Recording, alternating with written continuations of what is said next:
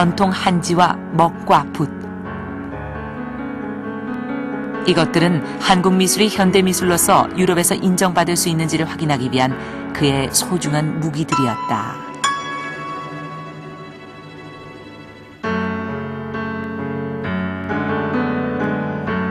글쎄 우리가 1961년도에 국민소득 81달러였으니까요. 사실 저희가 짜장면 한 그릇 놓고 3명이 먹었거든요.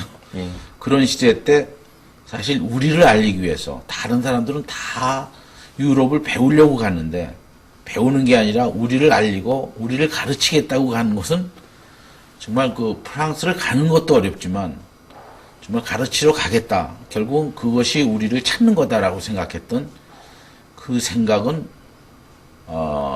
정말 놀라울 만한 어떤 의식의 강력한 명령이 없이는 그런 행위를 할 수가 없죠.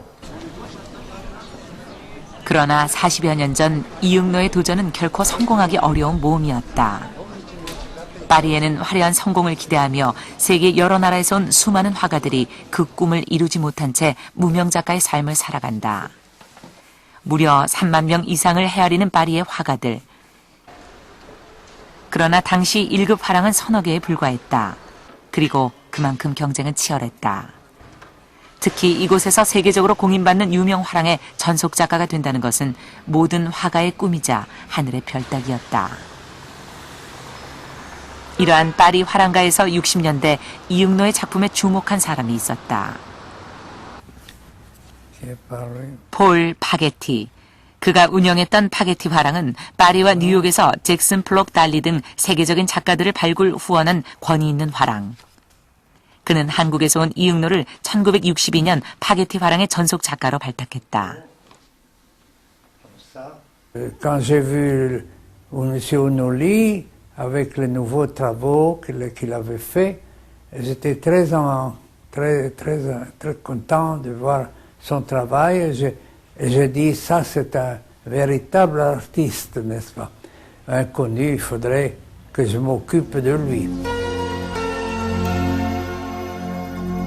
1962년 이응노는 파리의 모든 화가들이 선망하는 파게티 화랑에서 첫 번째 개인전을 개최한다. 프랑스에 온 지 3년 만의 성공이었다.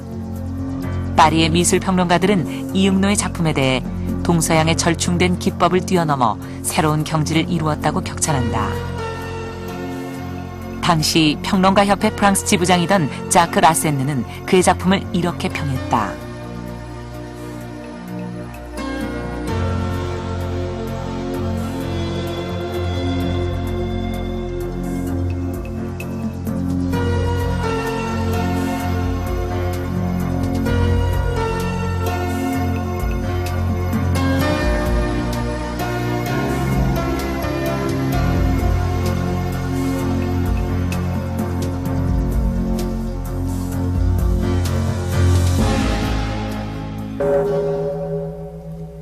이응노가 첫 번째 전시회에서 호평을 받은 것은 콜라주 방법을 이용한 작품들이었다.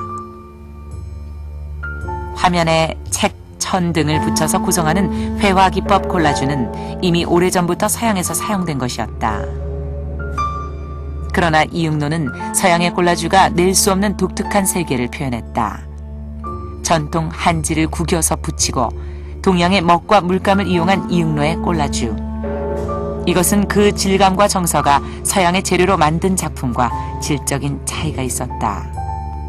그러니까 종이 같은 것도 예를 들어서 서양 종이는 그 위에다가 어떤 채색을 하면 채색이 종이에서 발색을 하고 튑니다. 그런데 우리 화선지나 이 한지 같은 건 채색을 하면은 그것이 전부 스며들고 버려요.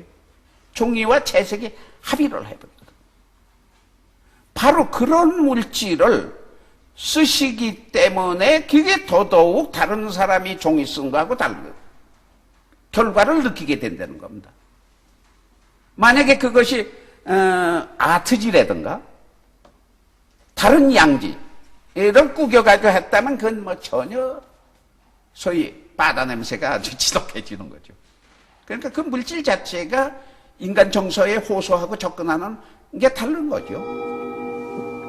그러나 동양의 전통적인 재료를 사용하면서도 이응노에 골라주는 결코 뒤지지 않는 현대의 조형미를 새롭게 창조해낸다.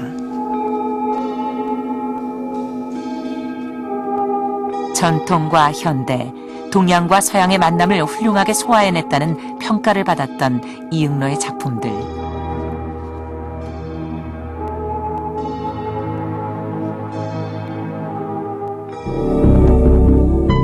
이후 그는 독일의 미넨 전시회를 비롯 스위스, 오스트리아 등 유럽 지역과 미국에서 전시회를 잇따라 열게 된다. 그리고 그의 이름은 유럽 전역에 알려지게 된다.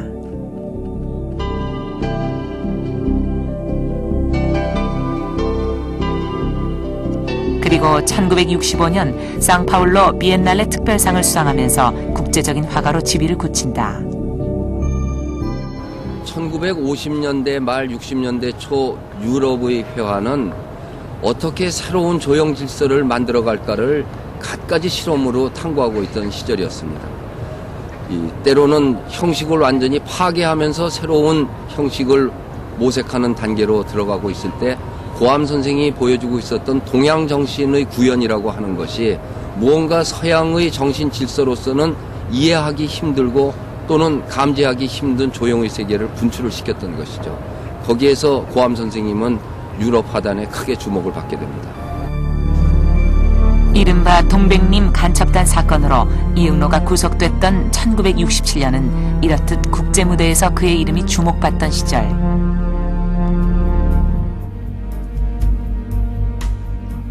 당시 국제평론가협회는 한국 정부에 탄원서를 보내며 이응노의 석방을 촉구한다.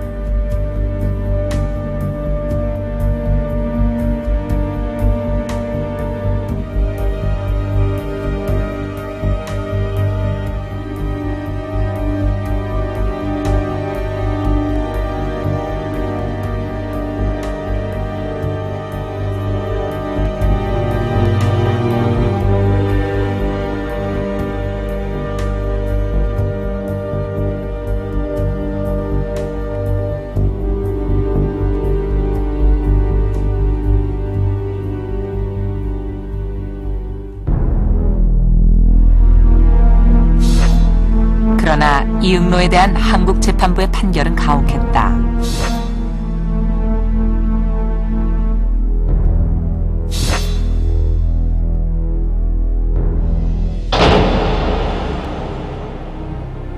젊은이도 견디기 힘든 감옥 생활.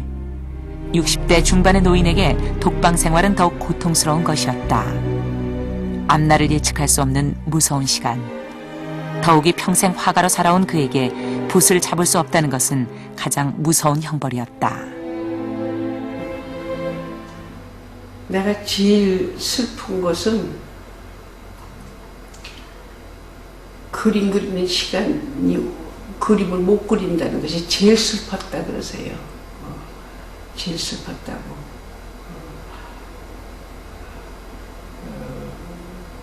이제 그랬고 제일 슬펐다. 그래서 그때에 그 속에서 밥 조각이 나온 것이 그 속에서 나왔죠. 이제 그 밥 자기한테 오는 밥을 남겨놨다가 이제 그 변소 이제 그 휴지는 있으니까 이제 그거 하고 거기서 이제 그 교회에서 나오는 그 무슨 얇은 이제 책 같은 것은 이제 방에 가지고 있었더라고요. 그런 것을 참